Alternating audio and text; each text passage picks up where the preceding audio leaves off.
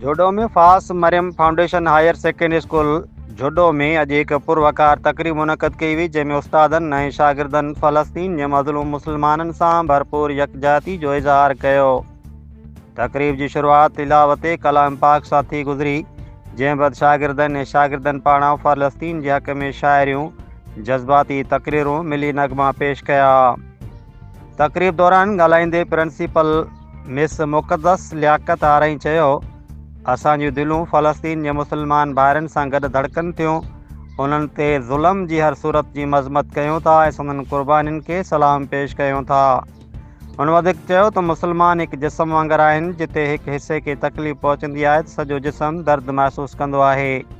तक़रीब जी आख़िर में फ़लस्तीन जे मज़लूम मुस्लमाननि जे लाइ ख़ुसूसी दुआ घुरी वई, जंहिंमें स्कूल जे समूरनि उस्तादनि, शागिर्दनि ऐं अमले भरपूर शिरकत कई।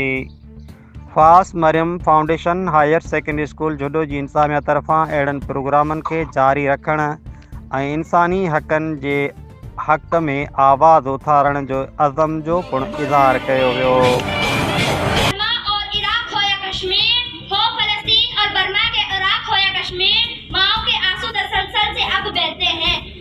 गम इतना है, एक हक़ फ़लस्तीन गम इतना है।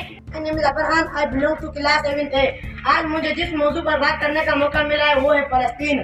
चक्रा है मेरा कुछ चलो उसे चुराएं, चक्रा है मेरा कुछ चलो उसे चुराएं, जंजीरों को तोड़ दे आज़ाद करवाएं, मगरिब के गुलामों के असीरों ना डरो तुम। या रसूल अल्लाह व अला अस्हाबी का या नूर अल्लाह। या अल्लाह फ़लस्तीन के मुसलमानों की मदद फरमा दे। या अल्लाह फ़लस्तीन के मुसलमानों की मदद फरमा दे। अल्लाह उनकी हिफाजत फरमा दे। ईरान ने इसराइल पर हमला किया है, ईरान ने इसराइल पर हमला किया है। या अल्लाह ईरान की गैरों